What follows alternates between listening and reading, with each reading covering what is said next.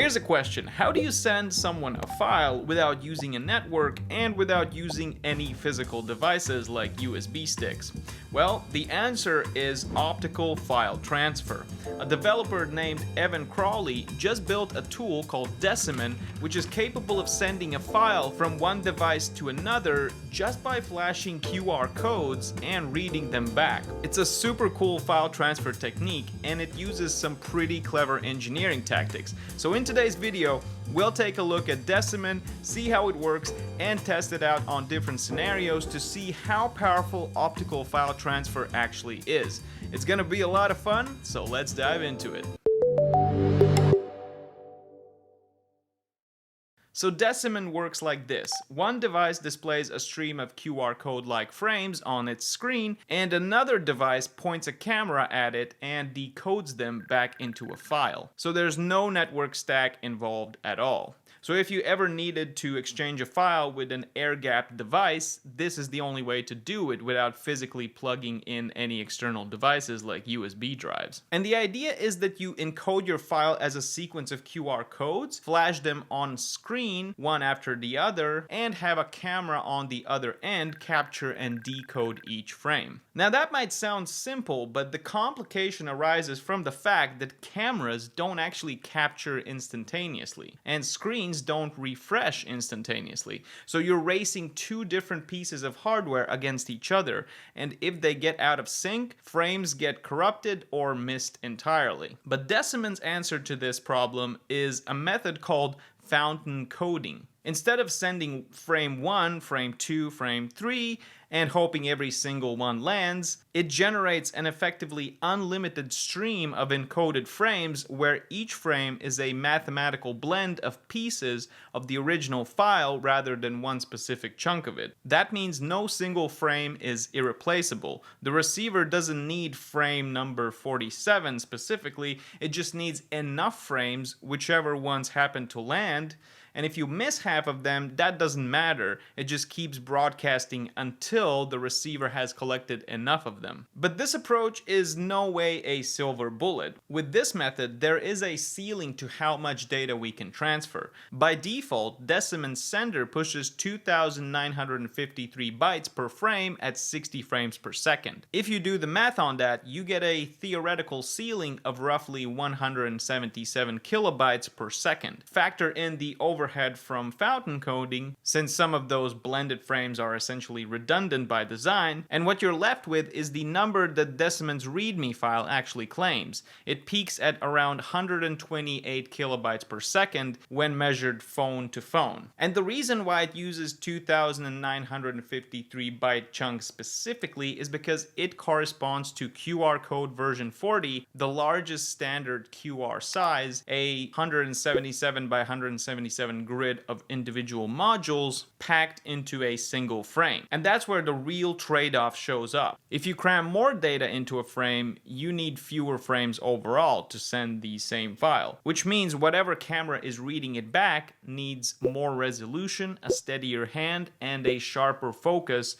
to tell one module from the next. So the entire system is really a balancing act between three variables: how many frames per second you're sending, how dense each one of those frames is, and how good the receiving camera actually is at resolving that density. And Decimen ships with one specific balance dialed in by default, and it's tuned for one specific scenario, which, as I found, is not the scenario I tested it in. So here's my setup: a laptop screen as the sender, sitting at a normal arm's length distance, like you'd actually use this in practice. With this setup, my transfer capped at about 3 kilobytes per second. Roughly 1 to 2% of transmitted frames are actually being decoded. The rest are captured and thrown away. Now there are three things that are stacking up against us here. The first and the biggest hurdle is frame rate mismatch. The sender is pushing 60 frames per second, but my phone's camera captures at 30. You cannot sample 60 distinct images with a sensor that's only grabbing 30.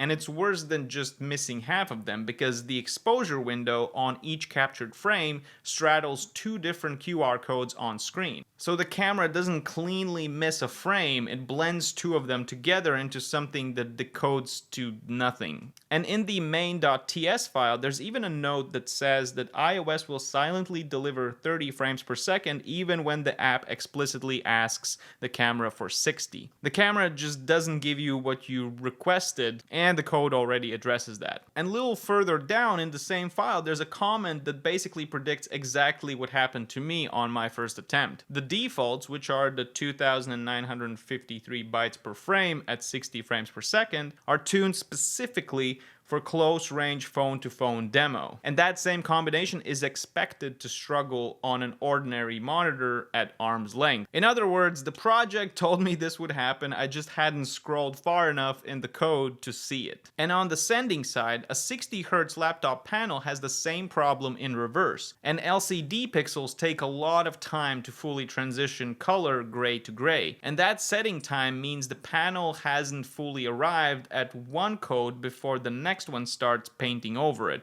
so you're getting ghosting artifacts. And the second problem is code density versus camera resolution. 2,953 bytes is QR version 40, but reliable decoding needs roughly 3 to 4 camera pixels per module, which works out to 600 plus pixels across in sharp focus, just for the code itself. And the laptop screen held at arm's length rarely fills that much of a phone's camera frame, but phone to phone at close range fills the entire viewfinder easily. And the third problem is brightness and contrast. It's a secondary issue, but it helps if the receiver's binarizer threshold the image cleanly, but it still can't fix a frame rate mismatch or an undersized code. So now let's try to do the same transfer, but this time from one phone to another phone. So the only thing that changes is the sender. It's a small bright OLED screen held close, filling the receiving phone's entire frame. Now the camera can actually hit closer to its real frame rate, the code fills the frame at high resolution, and there's no LCD ghosting to fight with. This is the scenario that the 128 kilobyte per second number in the README file was actually measured under. There's also a small but genuinely useful detail in the receiver's code. It reports capture FPS and decode FPS separately. Capture tells us what the camera is physically seeing. Decode tells you how much of that is actually usable. When those two numbers pull apart from each other, so capture staying healthy while decode craters, you're looking at a mismatch between how dense the frames are and what the camera can actually resolve at that range. So if laptop to phone is your actual use case, the fix is to rebalance those three variables on the sender's side. You should drop bytes per frame down to 1465, which corresponds to a coarser QR version with bigger, more forgiving modules. And then drop the transmit FPS to 24, deliberately below the camera's 30 FPS ceiling,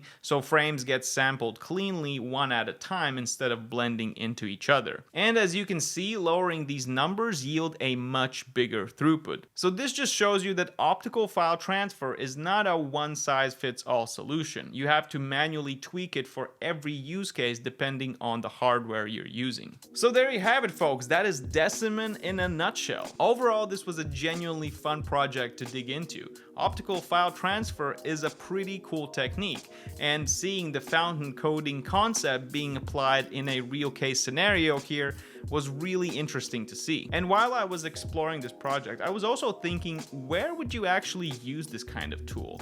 I guess the obvious answer would be for air-gapped transfers where you deliberately don't want any network connection at all, or maybe devices that don't even have Bluetooth or Wi-Fi, like old hardware or embedded systems. I mean, anywhere where a screen and a camera are the only two things you can count on. But what do you think about this tool? Have you used optical transfer tools before? Do you see any real-life application for this? Let us know in the comments section down below. And folks, if you like these types of technical breakdowns, please let me know by smashing that like button underneath the video. And also don't forget to subscribe to our channel. This has been Andres from BetterStack, and I will see you in the next videos.